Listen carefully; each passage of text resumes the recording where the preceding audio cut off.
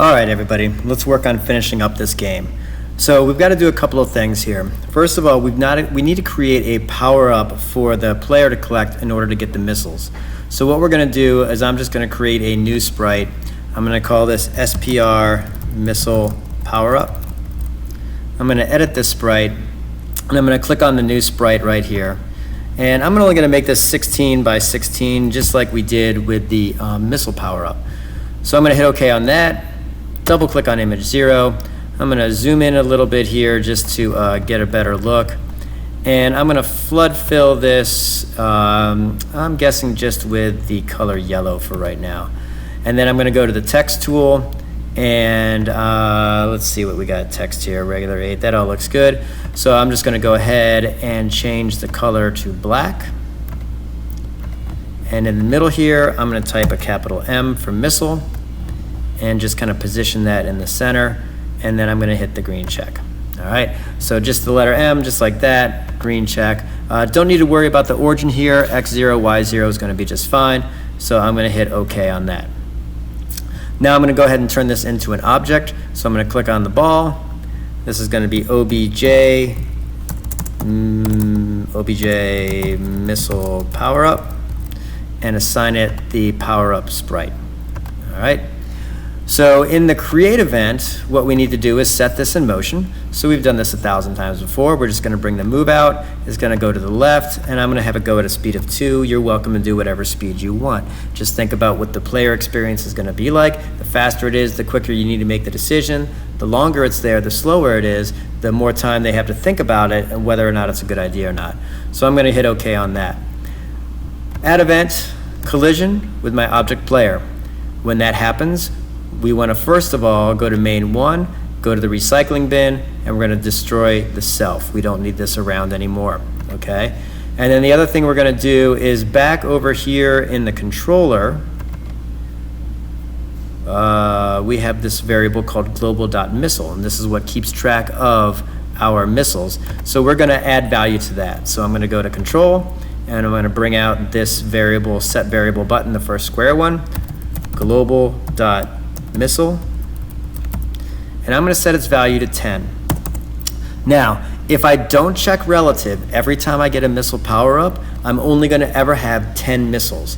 If I do check relative, I will add 10 missiles to what my previous total was. So if I had 3 before, I'll now have 13. If I had 5 before, I'll now have 15. It's your call. If you feel like that your craft can only hold 10 missiles at one time, keep it unchecked. If you feel like you can have an unlimited amount of missiles, check it up. I'm going to hit OK. I don't want it relative. I like having 10. It makes the missiles more valuable. So I'm going to hit OK on that. And now we pretty much have it ready to go. The only other thing that we might do is add event and step. And this way, if the missile goes out of the room, we'll destroy it. So I'm going to go ahead and bring out my variable test. The variable we're testing is X. The value is going to be -100. That will get us off on the left side of the screen. And the operation is going to be greater than. Hit OK on that.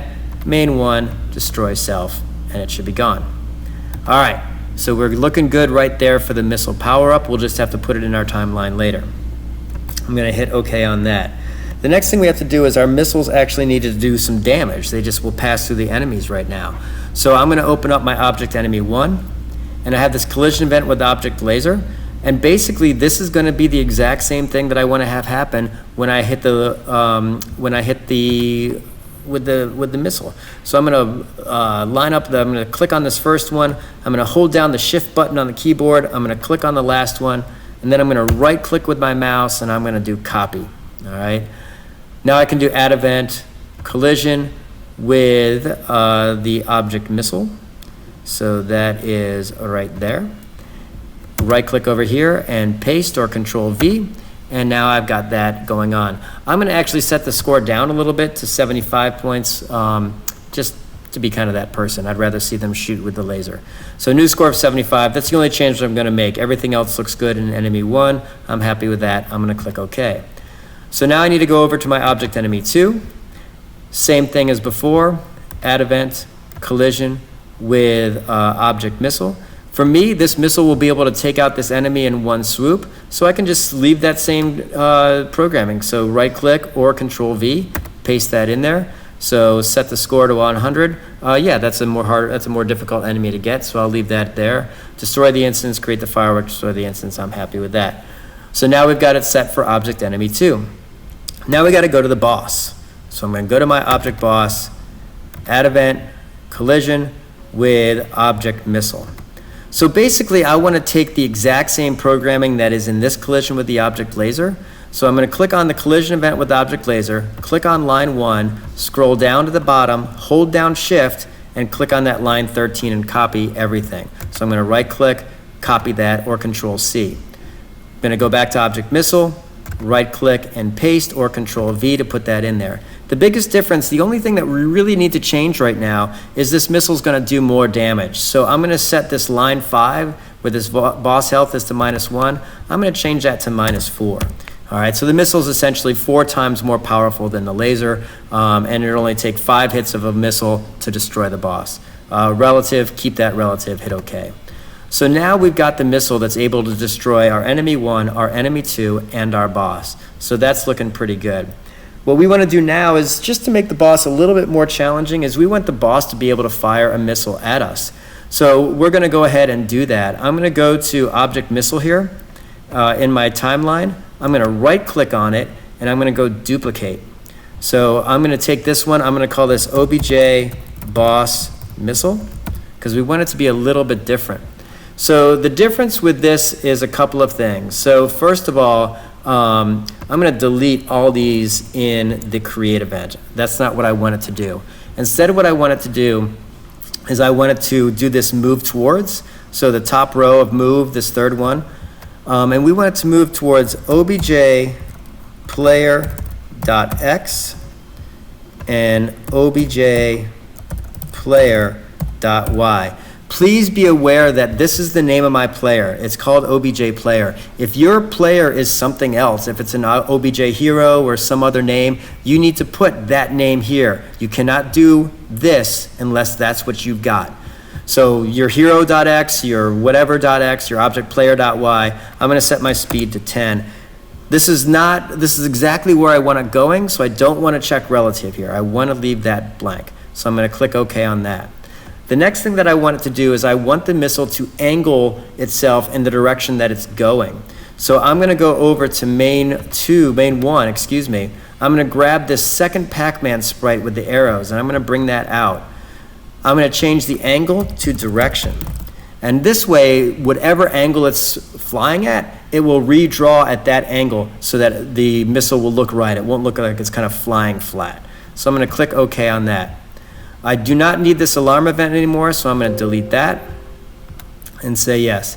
This step event, I don't need this anymore, so I'm going to go ahead and delete that. Okay. The only thing I'm going to add is I'm going to add back in, I shouldn't have deleted everything, but I'm going to add back in the draw event with the smoke. So change that smoke to the explosion to smoke, 0, 0. I'm going to go back to small on this. The color white is fine with me. Keep this below object so the missile appears over top of it. That will look more natural. Obviously, we want to go relative here. So smoke 0, 0, small, white, gray, whatever color you want there below objects. I'm going to click OK. So that looks pretty good with my missile. Again, it's going to go towards my object player, and then it's going to just transform and draw the right angle. In my object player now, I'm going to open that up, add event collision with object boss missile, all right? And that's going to behave very similar to these things here. So I'm just going to go to my collision event with object enemy 2 laser, click on line 1, and then I'm going to click on line 3 to select all of those. I can either right click and do copy or control C, go into my collision event with object boss missile, right click and paste or control V. The big difference here is it's going to do more damage. So instead of -10, it's going to be -25. So you really have to be careful with those lasers. If you want to do those missiles, if you want to do that a little bit differently, obviously feel free. You can do that differently if you like. So I'm going to click OK on that. So now this will hit us, okay, set the health -25. It's going to destroy the other. Actually, we want to, destroy the other, so that'll destroy the missile. Hit OK on that, and then it's going to create a spark. Actually, might change that spark to something a little bit bigger, like a full-on explosion, since this was a missile. And I might make that red. And 0, 0, medium is fine, above objects, relative. You can tweak that however you want, change the color, change the size, whatever you want to do. If you want to do a firework as well, you can do that instead. So I'm going to click OK on that. So now our object player will be able to hit by the object boss missile. We now want to go to our object boss so it can fire the missile. Now, because the missile is more powerful, I'm going to make it predictable when it shows up. So I'm going to add yet another alarm in the create event here. So I'm going to go to main 2, bring out the alarm, and this is obviously going to be alarm 2 now because we've already used alarm 0 and alarm 1. And I'm going to do a missile probably every, I don't know, maybe 4 or 5 seconds. So we know it's 60. 60 times 5 is 300. So we're going to go 300 seconds or 300 steps on this. All right. So 300 steps in alarm 2. Add events, alarm, alarm 2. What we're going to do is we're going to go to main 1. We're going to bring out the light bulb to create an object. The object we're going to create is object boss missile at 0, 0, relative. We then need to reset the alarm so that we get a loop. So I'm going to go to main 2, bring out the clock. Again, number of steps is going to be 300, and this is going to be an alarm 2. And so now we've created a loop whereby the missile will fire every 5 seconds. All right, and it's going to be coming at us, so we've got to be careful on that. This is not relative. We're going to keep this just the way it is like that. So I'm going to click OK. So now we have the boss firing the missile. We've got the missile able to hit us and do more damage. The big thing we have to do now, and what your assignment is going to be, is to add moments into your timeline. So if I take a look at my timeline right now, I've got 2 moments. In step 60, I'm creating object enemy 1. It's outside the room, so that's room width plus 50. And then we've got this random algorithm here so that it will show up randomly somewhere in the room. All right, and then step 180 I've got a wave of enemies coming in. What you need to start doing is you need to have at least 20 moments in your timeline before you can turn your assignment in. So again, to add a moment into the timeline, I'm going to click on this add button, and then I indicate the moment. So I'm 3 seconds in right now with that wave of enemies, so maybe this is going to be moment 500. I'm going to click OK on that. I'm going to go to main 1. I'm going to bring the light bulb out, and I'm going to bring in one of my power-ups. So I'm going to bring in a missile power-up now. The X value is going to be room underscore width plus 50 to make sure that it's outside the room when it spawns. My Y, if I know that I want it to appear in the center of the room, I can just do a 300 or a 400 or somewhere around there, or I can do a randomizer here. So again, to do random, I'm going to type the word random, R-A-N-D-O-M, and then in parentheses, I'm going to do, let's do a random number between 400, but we're going to take away 80 on that, and then we're going to add 40 on that. So actually not this 400, let's do this as room underscore height. So room height minus 80 plus 40, and that should get us somewhere in the room. If you feel like it's getting too close to the bottom or the top, instead of doing plus 80, do plus 100, and instead of doing minus 80, do minus 100, and instead of doing plus 40, do plus 50. And this should give you a little bit more, should keep it a little bit more in the center of the room. So I'm going to click OK on that. And then you just go ahead and keep going. Your very last moment. So I don't know when that would be in your game. It might be around moment 3000. Okay, it might be later, it might be a little bit earlier. But at some point, the very last thing that should happen is you should spawn the boss. All right, so it'd be object boss. And I do want this in the center of the room. So the center of the room, I know if I take a look at my room itself, so I'm going to go down to my rooms and level 1. The room is 768, so the center of that is going to be about 360 or so. So with my object boss, I'll probably spawn it about 380 just to give it a little bit more space.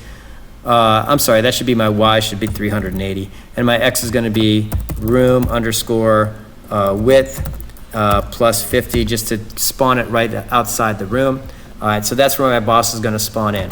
All right, so I need another 16 or so steps in between these step 500 and step 3000 to really fill out my room. You can bring it in waves like you did here, bring in some object enemies too, so that those come in as well.